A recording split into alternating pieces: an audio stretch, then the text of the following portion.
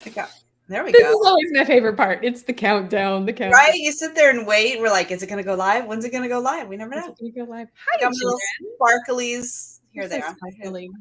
Yeah, it's right through the little slats of the blinds. It'll, move in a minute, but it's always funny to see the sun across my face, depending on the time of the year it is. It's Wednesday. I love Wednesdays because I love you, and I'm excited that we get together on Wednesdays. I'm so glad we're back to doing this. I didn't Yes. realize how much I missed. I mean, I knew I missed it, but like I needed it. Mhm. And I needed you and my friendship and all that stuff. Yes. So Well, we anyway, still talk all the time, but no, we talk every day. yeah. Anybody listening, let's But not. it's nice to have, like, I was thinking about this last night. I was telling Stephanie before we went live, I was listening to live music last night. Bluegrass band, lovely, really amazing. I love listening to talented artists in any kind of creative endeavor. It fills me up. But your podcast was on my thing on the way home. I was listening to you on the way home. Oh, And I was just thinking about, we do have so much to talk about. I mean, your podcast season is on launch. So if you need more of what we're talking about, go listen to the Empowered Author podcast and you can get more on that. But it was just reminding me of, we have so much to share. And this is a wonderful format to do it in, because it's really difficult. I get emails from people, you get emails from people, and to try to put everything in, there's just so many variables, right? So you're trying to say, well, in this case, it could be this, and in this case, it could be this. And certainly we all have content and blog posts on our websites where we talk about this stuff. But more and more, I'm sending people to our YouTube channels where we have stored these beyond the page. yes. Because we talk through a lot of the variables of in this situation, and because it's both of us, you come up with things differently, I come up with things differently, and we have a really thorough discussion. And so it's really one of the best places to get a thorough discussion on all the topics that we cover around book writing and launching and publishing and all of the things that can go in that. And there's a lot to know, and it changes with your situation over time. And that's why I love, like today, that we're going to be talking about the different kinds of book launches, because depending on where you are in your career, in your life, wow, I really just got those little lights coming through today. It's moving across my face. And the book that you're writing. So every launch, and I have said this, every launch I've done, many of them, has been different. I do something kind of different. Every time I do it different. Yeah, because it's a different book. You're at a different place in your career. You have a different audience. You have all these different things that you're doing. Yeah. And so today we're going to help talk about how to determine what kind of launch you want to have, because there's lots of different kinds, and it doesn't need to be as stressful. It can be as stressful as you would like it to be. Yes, as stressful and not stressful as you want, as climatic or anticlimactic. Every author comes to me and they want like a prescriptive journey, Jen. It's like, yes, wouldn't we like a step by step? Yes, give me the and I tell people, if somebody in this field gives you that, run, because there's no a one way. No, there's not. It all depends. And I know I make my clients laugh at me all the time, but they'll ask me a question, and the first thing I say is, it depends. That's my answer to everything. It really does depend. There is not necessarily one right way in so much of this thing. And that's really true of life. In life, it's true everywhere, y'all. You just get a good dose and taste of it here in book land. There's not. I mean, it goes back to, this is why I feel like a fraud when I say this, but I'm not. It's just because it's been exploited. When I always start my conversations with, well, why? Like, what's your why? Yeah. And I feel weird with that, because everyone in the coaching industry is like, well, it all goes back to your why. It does. But like, I really want to know why you want to write this book, because I can't give you advice on what type of manuscript work you need done. I can't give you advice on the type of publishing approach if I don't know your why. I can't tell you the right way to market it if I don't know your why. And so all of those become like very fundamental layering, and they are pivotal to the journey. They are pivotal to everything, and they're pivotal to launch. I mean, Jen, I think I would love the chance. I'm going to just use two examples of books I've done, and then I want you to share 2 kind of polar examples of your launches. But I look at my first book launch when Color Today Pretty came out in 2018, and I look at my latest book launch, Emergence, that came out in 2023. My book launches were very different, friends. The 2018, I had a massive launch team. I had, oh gosh, maybe at least 3 in-person launch events that were over the course of a month or 2. I had a virtual launch party, and I kickstarted a massive marketing campaign. For Emergence, I have not had a launch event or a launch celebration or anything like that at this point, because I used the book to launch. It launched at an event that I was speaking at that they purchased copies at, and so my launch for that was really using it and pouring it into people versus anything else. I still hit bestseller accolades. I still got certain things that I wanted, that made me feel good. But at the end of the day, the journey was very different, and that is okay. Yeah, absolutely. And I think that is the thing. And I agree. I always say, come back to the why. When I was first starting in this business out on my own, I was coming from traditional marketing, and most of the authors I knew, we wanted, bigger, higher, faster. And so I assumed everybody wanted that. And when I started running into a couple clients where I was like, actually, I don't think they want that. Then I started saying, I need to actually ask that question. What are you trying to accomplish? What is your why? Because it's a very different, if you just are writing a book that you've always wanted to write, it's just something that's really meaningful to you, and it's something you just want to share, that's going to be a very different type of launch experience than if your goal is to hit a USA Today bestseller list, right? Exactly. Very, very different. And so neither one is right or wrong or better or worse. It's just about what do you want to accomplish, because you don't want to shoot for the wrong goal when that's not what you're trying to accomplish. Then it's not going to be very satisfying. So, for a lot of it is depending on what you're trying to accomplish. And I think a good example, like you're saying, Emergence and Color Today Pretty, different audiences, different types of books and different types of experiences, different parts of where you were on your writing journey. And I think that's a big part of it. For a lot of people, their first book is letting people know you are a writer. Yeah. It's like your debut as a writer, and you want to let everybody know as best you can. I think back to my first book launch, which was in 2016, the November 2016, my first historical novel, Coming Home.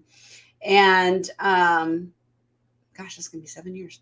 And that is a book that I had worked on for, I don't know, maybe 20 years. I'd been working on it for a long, and actually on and off, really for a very long time. It was like the manuscript that I would take apart and put back together. It was basically 7 different books over the course of the year, of its life cycle. One of these days I'll go back to the original and see what I actually had written, because it didn't turn out that same way. But but it was one of those things. I just put it out there. I really didn't do much of a launch. I think my email list at the time was like 70 people. It was not a big deal. It was just, I wanted to get it out there. I wanted to experiment. I wanted to see what was going on, and just kind of build my author machine. And I knew that it didn't matter. I could always promote it over time, bigger and better, and that kind of thing. And then later, the following February or March, I released my first romantic suspense book. Totally different thing. I actually was in a lot of promo sites. There was a battle of the cover. Was it Battle of the Covers? Like a battle of the covers I got in and won that. I got picked up by a big romantic suspense site, and that book just took off and did really great, and has continued to do great. It was like the first of, all my romantic suspense book. Very different experience, different audiences, different all the way around, just a different kind of book. At that point, I knew more. I knew things that I wanted to try, to explore, and all that kind of thing. And so that's like with you, different experiences. And my last book launch, I don't even know what I did because I was recovering from Yeah, COVID. you focused. I saw a lot on your last one. You focused on a pretty strong email and social campaign. Yes. You just said promo stacking. Yes, I did some promo stacking. I did, which is there's a lot of promotional sites out there. They're like they have their own little newsletters, and then you pay and they feature your book to their audience. And usually you have to offer a discount or it has to be a new release or something like that. I have a really large email list now. And so I mostly market to my email list on those things because I promise them, you guys get the first stuff. Of course. Or anybody else, because that's part of being on my list. And so I don't have to do as much. And I'll put it out on social media for people that would never see it otherwise. Is that Oreo? It is. I was trying to hold him back, Oreo. He's like, I had Raja up here earlier. She went. And so again, that just shows over time, my first launch I had like 70 people. Now I have a much larger list and it looks different on how you focus that. So I do focus a lot more on my email list and those kinds of things. And it was book 2 in a series. So there's a couple things to think about in fiction. Book 1, your first book and your last book in a series, you will probably treat different than the middle books. Right. Because the middle books, people that have read the first book and love it, they're going to naturally want to keep reading. And so you don't have to do such a big splash. When you finish your book in the series, your last book, you can actually, that's a chance to promote the whole series and to tell people, hey, the series is finished. There are people that read fiction. They won't pick up a series until it's done because they want to read the whole thing and they've been burned by too many authors who get partway through it. And I remember when Harry Potter came out, I was working at the movie theaters as a teenager. And at least like the first 5 were already out, but the next 3 or however many, I had to wait a year. That was the most painful experience between each one. So I wouldn't do that. So yeah, I think that's really good insights. So that takes me to, let me clarify for the group. Well, it takes us to, I hope that you at this point are embracing the fact that there isn't only one way. Right. And that is okay. Not only is there not only one way to launch ever, but even between your books, that's okay. But when it comes to the types of launching, I want to kind of go down the 4 there's lots of different ways, but 4 of the kind of core elements, because it might spur an idea for somebody who's listening today about, I didn't think about that. So I want to do like the battle of the 2 sets first and foremost. There's the soft versus hard launch, and then there's the internal versus external launch. And I just want to unpack what that can look like for authors. And so when we talk, I think last week we started to hint a little bit on the soft versus hard launch, so soft launch versus hard launch. When we're talking about a soft launch versus hard launch, say that 100 times and tongue twister. I think we have to just remind ourselves that release day and launch day we talked about last week are different. They could be the same, but they don't have to be. So we're not necessarily talking anymore about the day the book comes out. It's when are you going to tell the world? And when you do a soft launch, that is a beautiful opportunity for you to get your ducks in a row. That's a way for you to maybe tell the intimate people around you, like what I did at the event, like that was really a soft launch. Hey, they already had invested in having me come and share and leverage the book. So they knew, but the rest of the world may not have. So a soft launch gives you a chance to see, how are things working? What are people feeling about the book? It might give you the chance to get some early reviews. It might give you a chance to get some feedback, actually. And you go, oh my gosh, I forgot. I should have added this page to the book, and you still could. Right. Whereas the hard launch is meant to, like, we are hitting the ground and we are running. Like, that is the day you just yell on the top of the mountain, I have a book, and you start wearing buttons that say, ask me about my book. And you start going every which way under the sun because you are ready to tell the world about it. Some people may never have a soft launch. Some people may never have a hard launch. Like, you don't have to do both, but I do think that there is a place for both. And if you layer them, my favorite is to do a soft launch where you get the paperback out and people don't know, but it lets you get books in hand, while the hard launch is starting to itch when you have the pre-order for the ebook. So that is where we talked about last week on the call. But Jen, from your perspective, what are some additional elements that you would add to the soft launch versus hard launch debate, the battle? Yeah, I think it's really cool. Again, it's whatever you want it to be. Elena Johnson, I'm looking to see. I don't think I put it in here. She has a book on, here it is, writing. I think this is it. Writing and Marketing Systems. This is fiction. And she's written, I don't know, a gazillion books. And what I like about her stuff is because she's written so many books, she's tried a bunch of stuff. And she remembers her numbers and documents them, and then she shares them with you. So if you're really curious from a fiction standpoint, and she talks a lot about the hard and soft launch. And so she has her own kind of ideas of how she calls that, right? And so one of the things that she says with her soft launches is often it's a book in the middle of a series, and she just puts it out there, and she lets her people know in her newsletter list. Now, again, self-pub, and you said this on the podcast yesterday, which is so great. You can go back at the previous book and put the link in, right?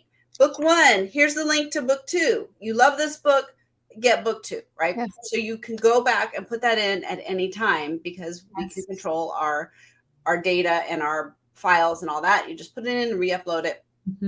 Your soft launch might just be that, a link in the back of book 1 to book 2. And email your people. Maybe you put it on social media. Maybe you don't. It could be very, very low key.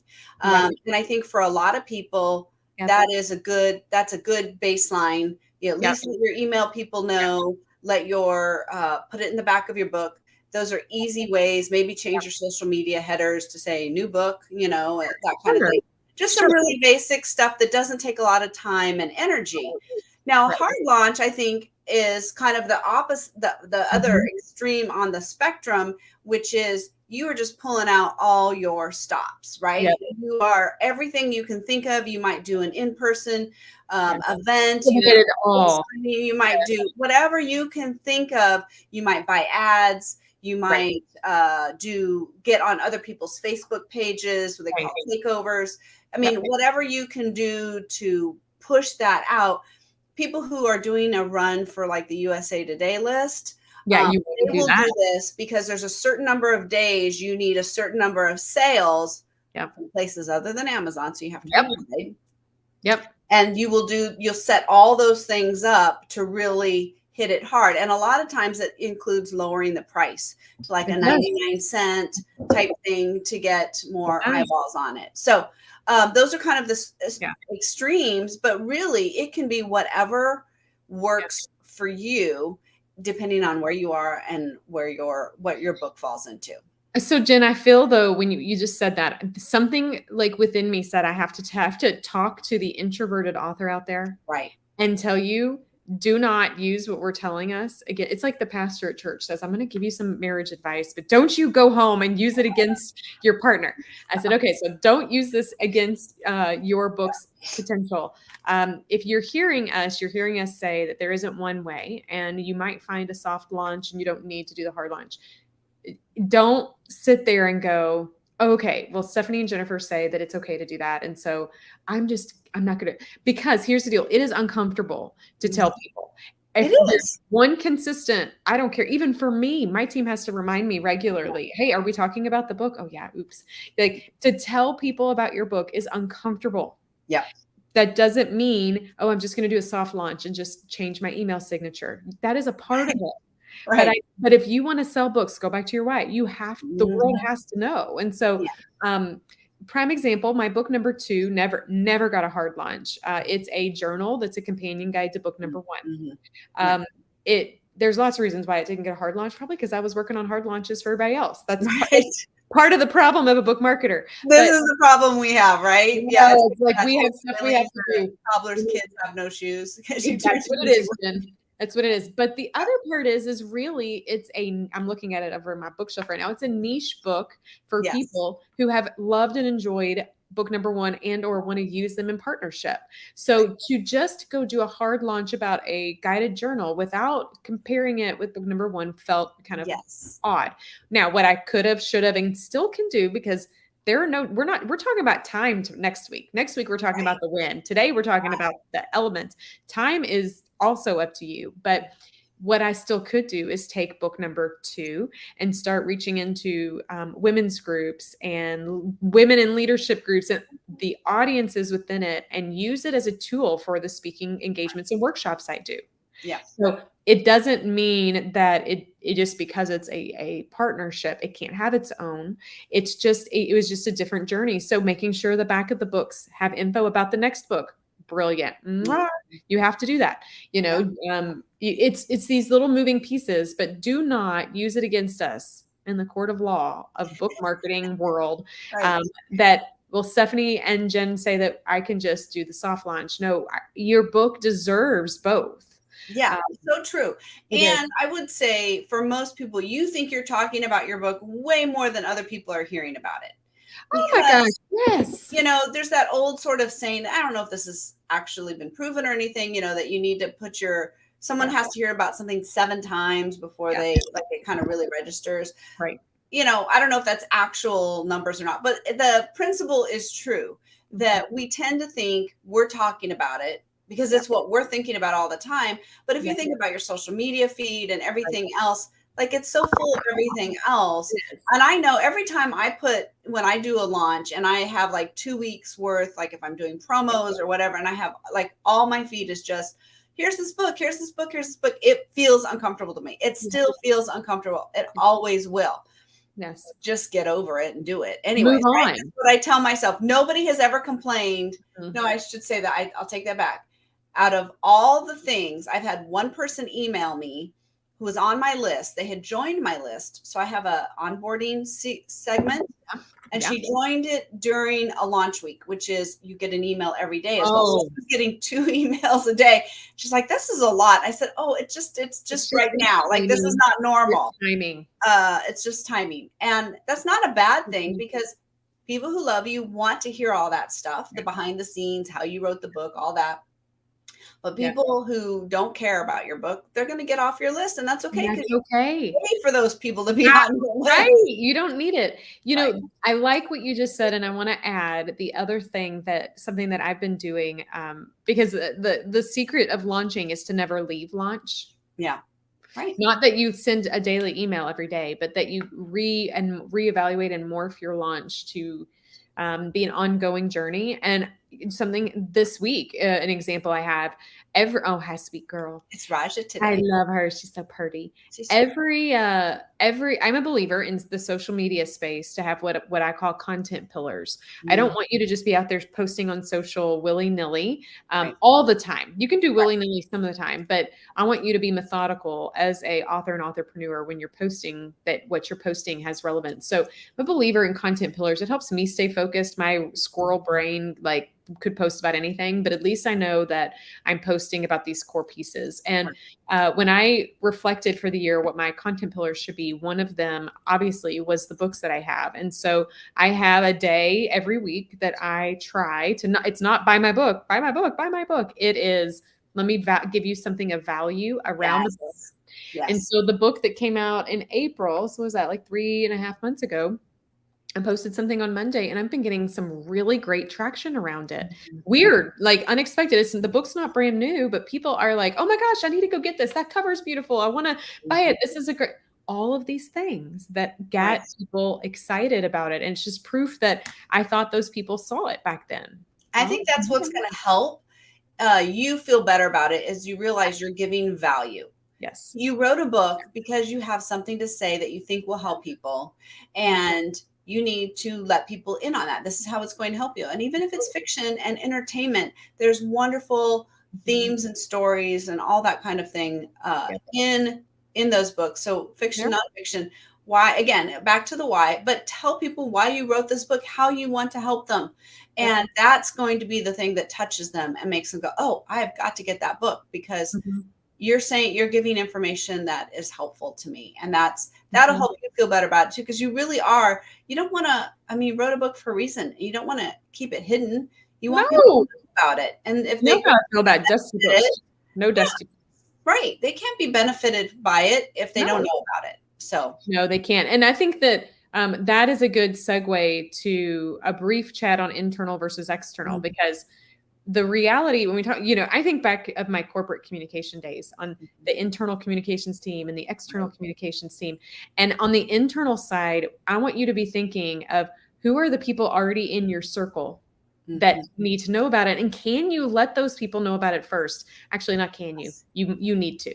Yes. If you've not heard me talk about the author impact method, go by Make Your Author Impact, or let's schedule a 15-minute chat and I'll share it with you. But this is a method that I've observed and I use in helping authors work smarter, not harder. But it is easier to convert somebody to action, to push someone to action who is already connected to you, than it is to go and get new people. So an internal launch would allow you to ensure that the people in your circles, whether that's your clients, your family, your peers, whether that's other authors that you're a part of, whether that is your social, because sometimes those are your people, how do you let them know before you go out and start doing podcasts on all these other places? Because if you do that methodically, then your external launch will give you the ability to bring more people in, and your internal launch will have been effective. So your connections will start telling people for you, and this beautiful word of mouth marketing will happen. Oh, Suzanne, I want to shout it from the rooftops. That's right. Hey, Zan has been doing a really great job with this, on social media, talking to people about her book, and she was using Prime Day as a, hey, you're shopping anyways, might as well buy my book too. And I love that. And I think it's fantastic. And people are excited and encouraging and are happy for her. And I think that's the difference. And like your workbook, that's a good example of an internal launch. Especially if you know the people that bought the book, the first people you should go to is say, hey, guess what? I now have a workbook.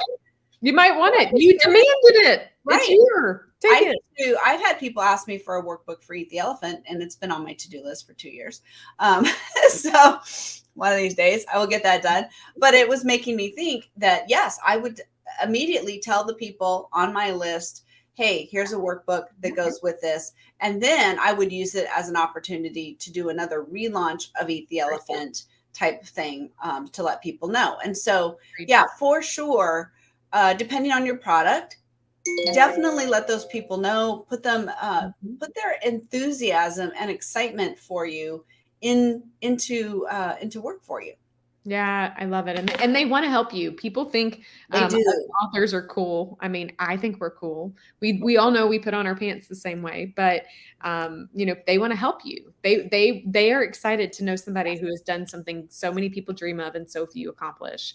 So let them and build a cadence where your internal people become allies that rally to support you as well. So then it's a lot easier when you're looking for stages to get on, for new platforms to reach, and people, it works in your benefit. Jen, since we're still in the middle of the Prime journey, and I think instead of doing a quote, what would be a book that you think someone should go buy today on Amazon Prime Day? Well, you should go buy Eat the Elephant. If you're a fiction writer, you should definitely go buy that book. One of the books that you wrote, and then a book that you didn't write. Yeah, for sure, definitely. I like to recommend Eat the Elephants, all the foundational things for writing your book, and actually, it works for nonfiction too.